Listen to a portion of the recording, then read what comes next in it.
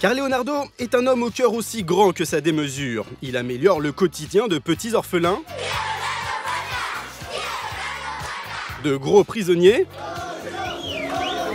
distribue des billets par plaisir ou par défi.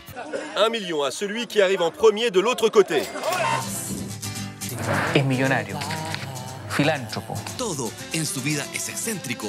Sus autos, sus relojes, su pelo, sus dientes. Lo que pasa es que yo voy a ser el primer chileno que voy al espacio. Le biopic présente Leonardo Farkas dans Le Capitaine Farkas. Baïenard, 20 mars 1967. C'est dans cette ville chilienne de 50 000 âmes que naît Leonardo Farkas. Les parents de Leonardo sont des immigrés juifs hongrois ayant fui la menace nazie et qui ont fait fortune au Chili dans l'exploitation minière. Mais suite à la nationalisation de leurs mines par l'État, la famille se retrouve sans un sou. Mon père disait toujours, l'argent ça va, ça vient. L'important c'est de profiter de la vie. Ce que tu as mangé, ce que tu as dansé, personne ne pourra te l'enlever. Pour bien profiter de la vie, Leonardo se consacre à sa grande passion, la musique.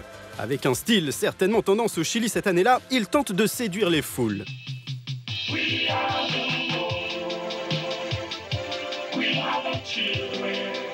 Mais le Chili est bien trop petit pour son talent et Leonardo s'envole pour les États-Unis. Il rase sa moustache, se teint en blonde et se produit dans des cabarets, puis des casinos et des croisières de luxe, sous le nom de El hombre orquesta.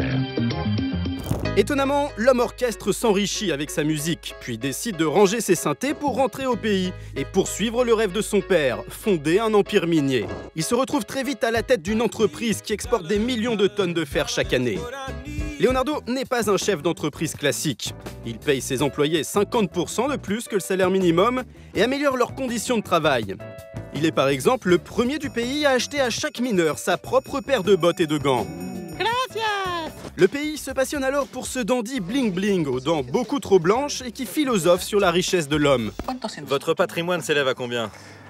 On dit que le plus riche, ce n'est pas celui qui possède le plus, mais celui qui donne le plus. Si on se base là-dessus, je suis très riche. Car Leonardo est un homme au cœur aussi grand que sa démesure. Il améliore le quotidien de petits orphelins, de gros prisonniers, distribue des billets par plaisir ou par défi. 1 million à celui qui arrive en premier de l'autre côté. En 2008, il fait le plus gros don de l'histoire du Téléthon. 1000 millions de pesos. Leonardo adore également se donner en spectacle. Il mime avec une passion excessive des instruments de musique, un violon, une flûte, une trompette et un truc.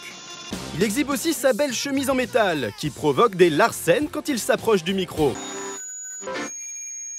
Le mois passé, Leonardo fêtait ses 50 ans, et pour l'occasion, il a organisé à Miami la fête du siècle. Concert privé de Air Supply, les Gypsy Kings ou encore Earth, Wind and Fire, 266 heureux élus invités tout frais payés dans un magnifique palace, avec pour seule obligation de rester jusqu'à la fin de la soirée et de laisser ses téléphones et appareils photo à l'entrée.